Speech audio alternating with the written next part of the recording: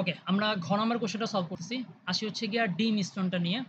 আচ্ছা, এখন ডি মিশ্রণের মধ্যে কি হবে? এক্স আর ওয়াই এর মিক্স হবে। তাহলে এক্স এর মধ্যে আছে হচ্ছে কোন অ্যাসিড? এইচ নামে এই অ্যাসিডটা। আচ্ছা, একটু দাঁড়াই, একটু দাঁড়াই একটু।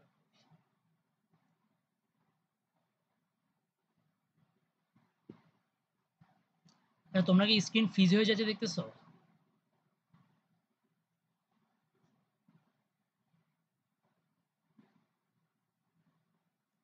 নাকি ক্লিয়ারলি আসতেছে? আমার এখানে বারবার স্ক্রিনটা ফ্রিজ হয়ে যাচ্ছে।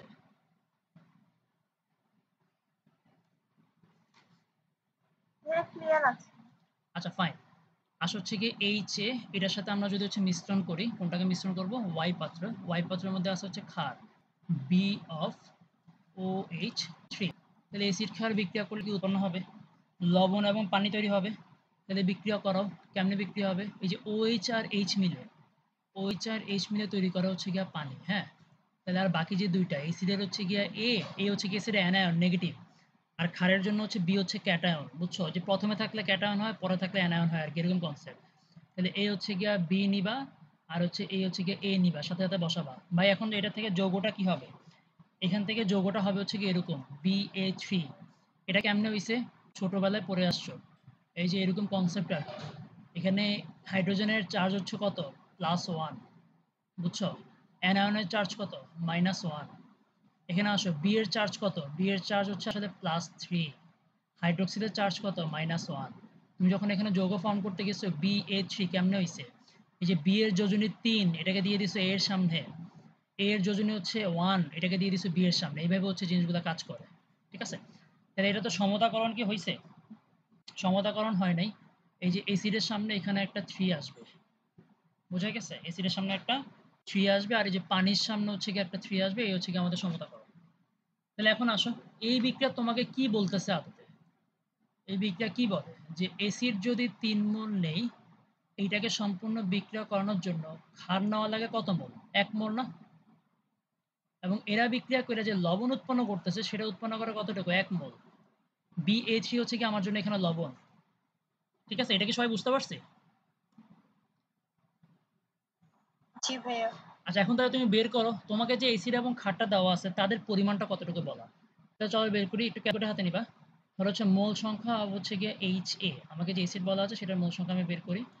আচ্ছা, দেখো, এসিডের জন্য মোল সংখ্যা, ওকে, এস ইন্টু ভি ফর্মুলা তুমি ব্যবহার করো।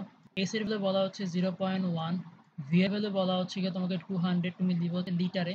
তাহলে যেখানে তুমি 1000 দিয়ে ভাগ করবা, এটা আসবে কত? এটা আসে হচ্ছে গিয়ে দুইটা চলে যাবে তো 0.02 এত মোল আসার কথা। সেম ভাবে তুমি এক কাজ করো, তোমাকে তো এখানে ক্ষার বলা আছে, বি অফ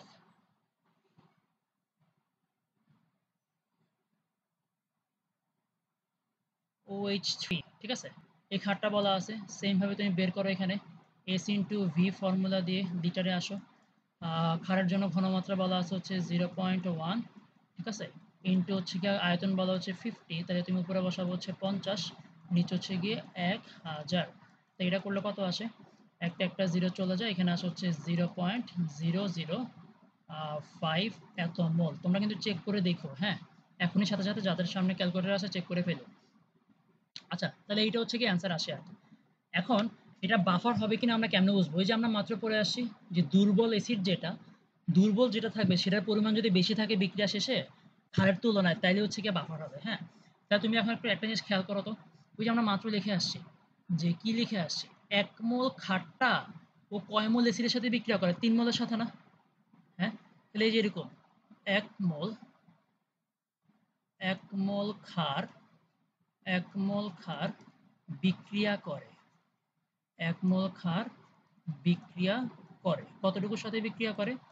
3 মোল অ্যাসিডের সাথে, 3 মোল অ্যাসিড এর সাথে। আমরা এখানে যে ক্যালকুলেশন যে করছি, এখানে অলরেডি দেখাই যাইতেছে অ্যাসিডের পরিমাণটা বেশি আছে, ক্ষারের মানটা কম আছে, মোল সংখ্যা যে বের করেছে এটা আদৌ কি আছে কিনা, চলো তো বের করি। প্লাস হতো, সুতরাং সুতরাং আমাদের যে ক্ষার বলা আছে সেটা আমরা কত বের করছি? আমরা বের করছি হচ্ছে 0.005 এত মোল ক্ষার। তাহলে এত মোল ক্ষার বিক্রিয়া করে কত মোল অ্যাসিডের সাথে? কেমনে বের করব?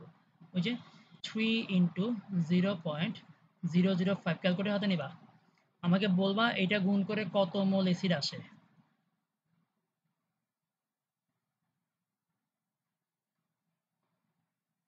0.015 এটা কি আসে? জি ভাইয়া। ওকে, 0.01 মোল অ্যাসিডের সাথে, তার মানে আমাদের এই যে এই ক্ষারটা BOH3 ক্ষারে যতটুকু দেওয়া আছে এটা আসলে অ্যাসিডের 0.015 মোল সাথে বিক্রিয়া করে। কিন্তু অ্যাসিড আমাকে কতটুকু দেওয়া? অ্যাসিড আমাকে দেওয়া হচ্ছে 0.02 মোল না? তার মানে পাত্রের মধ্যে যে অ্যাসিড যে অবশিষ্ট থাকবে এটা কি বোঝা যায়? পাত্রে যে অ্যাসিড যে অবশিষ্ট থাকবে এটা কি বোঝা যায়? বোঝা যায় না? বোঝা কিন্তু যায়। যে অ্যাসিড আসলে হচ্ছে অ্যাসিড আমরা যুক্ত করছিলাম 0.02 মোল, কিন্তু অ্যাসিডের বিক্রিয়া করছে অ্যাসিড মাত্র 0.01 মোল। আমরা যদি লিখি যে সুতরাং অবশিষ্ট অ্যাসিড সুতরাং অবশিষ্ট অ্যাসিড বা হচ্ছে অম্ল কতটুকু? আগে ছিল 0.02, বিক্রিয়া করছে 0.015, তাহলে এখান থেকে অবশিষ্ট কতটুকু থাকে? কেউ একজন একটু বলো তো। 0.005 এটা থাকে কিনা এত মোল?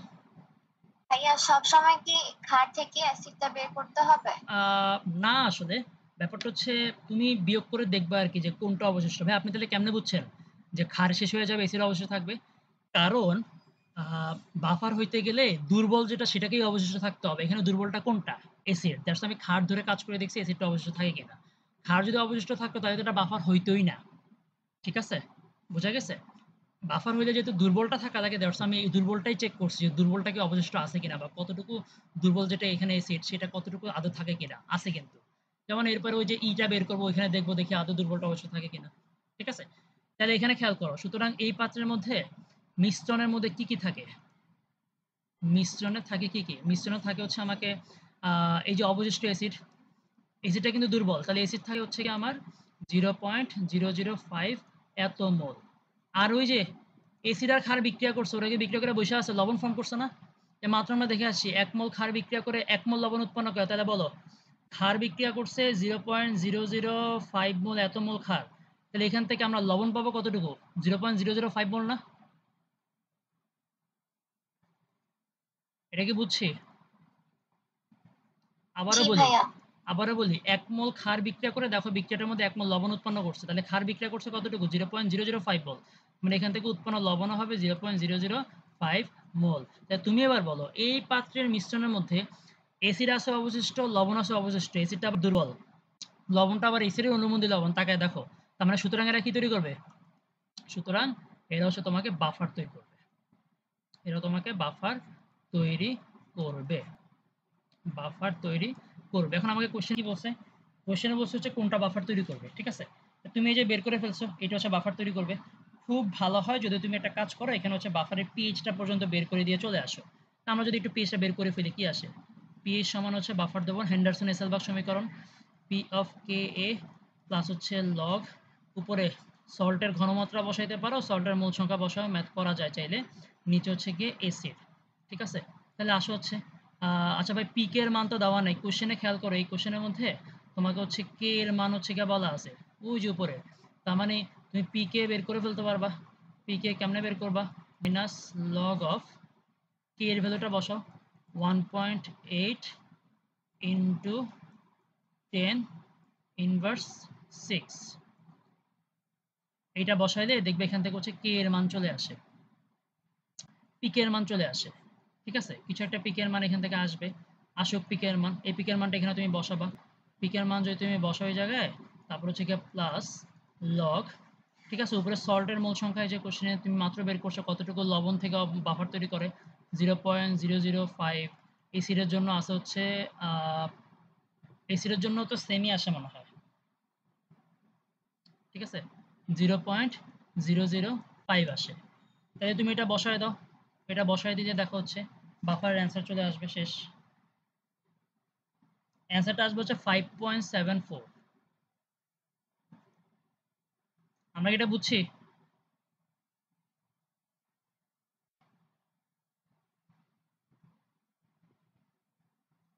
সবাই কি এটা বুঝছি?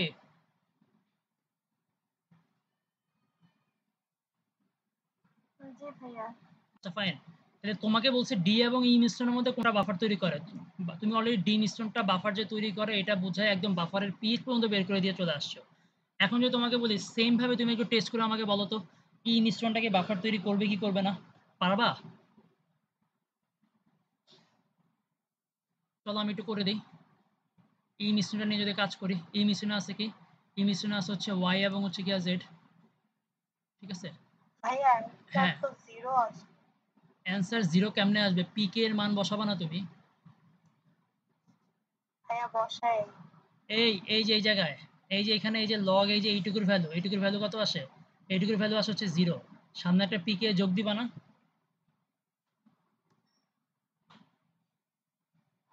জি ভাই, আমি গুণ করে দিই। হ্যাঁ, এই তো গুণ করছো, এটা যোগ হবে, যোগ। আচ্ছা আসো নেক্সট পেজে যাই। সেম আমরা কিন্তু এই মিশ্রণের জন্য এই মিশ্রণটা বাফার কিনা সেটা বের করতে পারবা, ঠিক আছে? তাহলে যে আসো এই মিশ্রণ, আমার মনে হয় এটুকু পারবা। এই মিশ্রণটা করে দেখো, এই মিশ্রণটা বাফার হয় না, ঠিক আছে? এই মিশ্রণের জন্য সেম ভাবে আমরা বিক্রিয়াটা করি। এই যে আসো, এখানে অ্যাসিড দেওয়া হচ্ছে এইচসি, সরি, অ্যাসিড দেওয়া হচ্ছে যে এইচসি অ্যাসিড, এবং এর সাথে হচ্ছে ক্ষারটা কোনটা, ক্ষার হচ্ছে যে বি অফ ওএইচ হচ্ছে গিয়া 3। তাহলে বিক্রিয়া করাও, এখানে হবে হচ্ছে পানি উৎপন্ন হবে H2O। তাহলে এটার সাথে হচ্ছে গিয়া লবণটা কি পাওয়া যাবে, BC3 পাওয়া যাবে, ঠিক আছে? বি অফ C3 এটা হচ্ছে আমাদের লবণ। হ্যাঁ, তাহলে এই যে এখানে তুমি সমতা করলে তুমি নিজে বুঝে ফেলবা যে আগের মতো এখানে দেওয়া লাগবে হচ্ছে গিয়ে 3, তারপর পানির সামনে দেওয়া লাগবে 3। এখন এটাও তো সেম, এই যে 3:1 অনুপাতে বিক্রিয়া করতেছে। সেম ভাবে সেম কনসেপ্ট অ্যাপ্লাই করে এসি মোল সংখ্যা বের করবা। হ্যাঁ, মোল সংখ্যা হচ্ছে এইচসি বের করে ফেলবা এস ইন্টু ভি দিয়ে, এটা তোমরা করবা। হ্যাঁ, এবং সেম ভাবে হচ্ছে মোল সংখ্যা হচ্ছে এই ওএইচ বিএসএ বি খাট যেটা আছে এটার জন্য সেম ভাবে মোল সংখ্যা বের করবা। বুঝতে পারছো? মোল সংখ্যা বের করে তারপর তুমি তুলনা রাখো যে ক্ষারের 1 মোল অ্যাসিডের 3 মোলের সাথে বিক্রিয়া করে, তাহলে এখানে গিয়ে বিক্রিয়া করে অ্যাসিড কি অ্যাসিড দুর্বল, অ্যাসিডটাকে অবশিষ্ট থাকে কিনা। তুমি বিক্রিয়া করে দেখো অ্যাসিড এখানে অবশিষ্ট থাকবে না, এটা বাফার হবে না, ঠিক আছে? বাফার হবে না। পারবা না করতে? এটা আরেকবার একটু বুঝাই। ওকে, মানে বলতেছে এক্স্যাক্টলি আগের ম্যাথের মতো আর কি। তুমি এখানে আসো, তাহলে এই যে এসিড এইচসি অ্যাসিডের মোল সংখ্যা কত বলা আছে, ক্যালকুলেশন করো আর কি। এই যে এখানে যেরকম তুমি যেটা করছো আর কি আগেরটার মধ্যে তুমি কি করছো, প্রথমে এই যে বিক্রিয়াটা করা শেষে এসিড এবং ক্ষার যে দুইটা দেওয়া ছিল তাদের মোল সংখ্যাটা বের করে ফেলছিলা। মোল সংখ্যা বের করার পর এরপরে তোমার কোনটা থাকলে বাফার হবে সেটা হচ্ছে দুর্বল এসিড, দুর্বল যেটা সেটা থাকলেই বাফার হবে। তো তুমি এটাই টেস্ট যাচ্ছা, 1 মোল ক্ষার বিক্রিয়া করে 3 মোলের সাথে। হ্যাঁ, তাইলে হচ্ছে আমার এখানে আমি যেহেতু 0.005 মোল ক্ষার দেওয়া আছে, তাহলে এইটা কয় মোল এসিডের সাথে বিক্রিয়া করে। এটা করে তুমি বের করে দেখছো যে লাস্টে কোন এসিড আদৌ কি অবশিষ্ট থাকে কি থাকে না, এই যে এখানে তুমি বের করছো, কোশ্চেন মার্ক দিয়ে রাখছি। এইটুকু পর্যন্ত সেকেন্ড ম্যাথে করবা। কোথায়, এই যে তুমি তোমাকে দেখো ওয়াই দ্রবণের জন্য দেওয়া আছে, এটার মোল সংখ্যা তুমি জানো। জেড এর জন্য এই যে তোমাকে পরিমাণ বলা আছে, তুমি এখান থেকে হচ্ছে মোল সংখ্যা বের করে ফেলবা। ঠিক আছে, সেম ভাবে হচ্ছে সেকেন্ড ম্যাথে, এই ম্যাথের সেকেন্ড পার্টের মধ্যে তুমি এই যে এই পর্যন্ত বের করবে যে কোশ্চেন মার্ক পর্যন্ত, যে আদৌ এসিড অবস্থা থাকে কিনা। যেহেতু এসিডটা দুর্বল, ওটা না থাকলে তো বাফার হচ্ছে না। করে দেখো দেখো এসিড কোনো অবশিষ্ট থাকে না, এসিড শেষ হয়ে যায় আগেই। বুঝতে পারছো? এটা করতে পারবা না সেকেন্ড পার্টটার জন্য? এটুকু করবা, করলেই দেখবা যে হচ্ছে এসিড এর অবশিষ্ট থাকে না, উল্টা ক্ষার হচ্ছে বেশি থেকে যায়। তার মানে হচ্ছে কি এটা কিন্তু আমাদের বাফার হবে না, এটা হচ্ছে আমাদের এসডব্লিউ। ঠিক আছে, সেম প্রসেসে বাকিটা করে ফেলবো। তাহলে আমাদের প্রথম সিকিউ আমরা কিন্তু পারলাম। ওকে, আচ্ছা সিকিউ যেহেতু এটা শেষ হয়েছে, আমরা অনেক থিওরি পড়ছি, এটা কাজ করে একটু সামনে। হ্যাঁ, আমরা আসে হচ্ছে এই বাফার তাহলে শেষ করলাম, বাফার নিয়ে আর কোনো কথাবার্তা বলতেছি না, এগুলো মোটামুটি পড়ে গেলে চলবে আর কি। আহ, আচ্ছা, রক্তের বাফার থেকে আরেকটা এমসিকিউ কোশ্চেন আছে, একটা এমসিকিউ আছে, আমি একটু দেখাই দিই। এটা হঠাৎ করে আমার মাথায় আসছে আর কি, তাহলে একটু একটু একটু পেছনে যায় দাঁড়াও। রক্তের বাফারের মধ্যে একটা ছোট এমসিকিউ আছে, এটা মাঝে মাঝে আমি এইটা হচ্ছে বাফারের সিকিউ, এটা হচ্ছে রক্তের বাফার। আচ্ছা, এখানে যদি আমি একটা পেজ যদি অ্যাড করি, তাহলে একটা এমসিকিউ দেখাই তোমাকে। মাত্র দেখে আসছো এই যে আগের পেজে, এই যে এক্স্যাক্টলি এই পেজটার মধ্যে তাকায় দেখো তো এখানে কোথায় কোথায়, এই যে বাইকার্বনেট বাফারের মধ্যে, এই যে এই জায়গাটার মধ্যে তাকাও, দেখো তো এখানে কি থাকে, কার্বনিক অ্যাসিড এবং কি সোডিয়াম বাইকার্বনেট মিলে বাফার দ্রবণ তৈরি করে না? হ্যাঁ, দেখতে পারতেছো?